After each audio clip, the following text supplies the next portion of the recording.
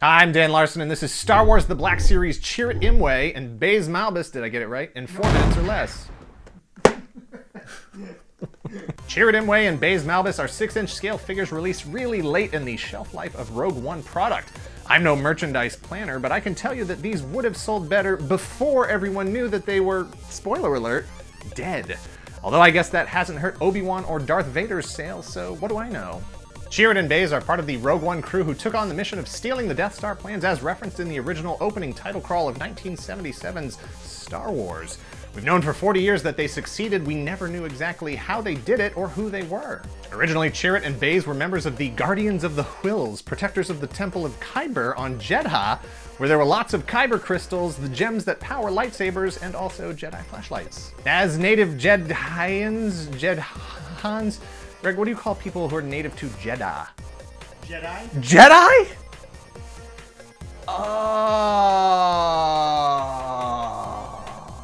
I get it now. Chirrut was a priest of sorts, spreading the word of the Force and working to become a conduit of its power while he trained to wield his homemade staff and also homemade light bowcaster with deadly accuracy. Hasbro broke Chirrut's robe into 2 parts, half plastic, half cloth, and it looks like Hasbro made the right call. It allows the robe to retain the aesthetic look from the waist up and the freedom of movement from the waist down. Let's try that again. Up and the freedom of movement from the waist down. It would have been impossible to make his arm gauntlet sit correctly. Hasbro broke Chirrut's robe into 2 parts, half plastic, half cloth, and it looks like Hasbro made the right call. It allows the robe to retain the aesthetic look from the waist up and the freedom of movement for the waist down. It would have been impossible to make his arm gauntlet sit correctly on a cloth sleeve without making a mess. He was blind, that we know, but was Chirrut Force sensitive or just lucky? Hard to say for sure. If only there was some way to test people to know for sure if they had a biological predisposition to being Force sensitive. You know, as if it was somehow a material connection instead of the embrace of a power greater than yourself, which could be achieved like a sense of enlightenment through faith and training. Neither mysterious nor spiritual, just tiny blood parasites in your blood that can be tested or transfused to other hosts. Baze understood that hokey religions and ancient weapons are no match for a good blaster at your side, which he was carrying. A very good, very large blaster. Both characters have their signature weapons. Chirrut's Stormtrooper murdering staff splits in 2 and his light bow opens and rotates for firing just like in the movie.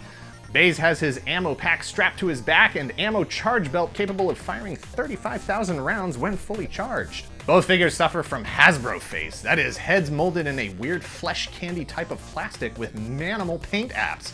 A slathering for the hair, dots for the eyes, and just a smidge of an eyebrow. I know there are good sculpts under there, but the paint, or lack thereof, does them no favors. That said, they aren't the worst likenesses, and I'll even put them in the category of passable because they're still better than that Leia. God, what's wrong with your face? What's the deal with Stormtrooper armor anyway? I've seen all the Star Wars movies and I've played a lot of Battlefront. I just do not understand what the point of Stormtrooper armor is if it doesn't protect the wearer from blaster fire, lightsabers, or even concussive impact like the butt of a gun or a wooden staff, regardless of how expertly wielded. So far, the only thing we can say for sure that Stormtrooper armor does is when Finn says that the helmets filter out smoke.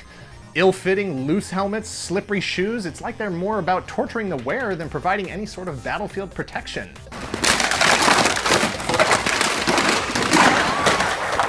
At one point in the film, Chirrut hits a stormtrooper with his staff and little chunks of armor visibly crack off as if the suit is made out of porcelain.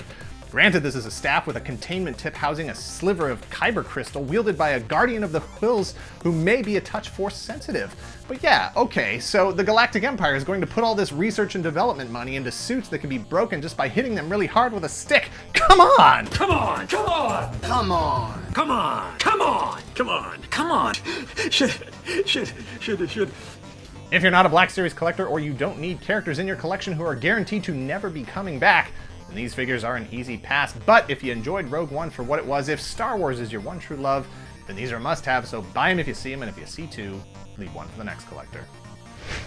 Thanks for watching. Please hit like, subscribe. I swear to God, I will sit here until you hit those 2 buttons. Producer Greg bought a full backpack full of tape, so we'll just keep recording. Share this video and let us know in the comments if you're capable of just sitting and watching a movie without worrying about plot holes or inconsistencies, or how canon is shifting right before your very eyes. Nice job. Always. Cut.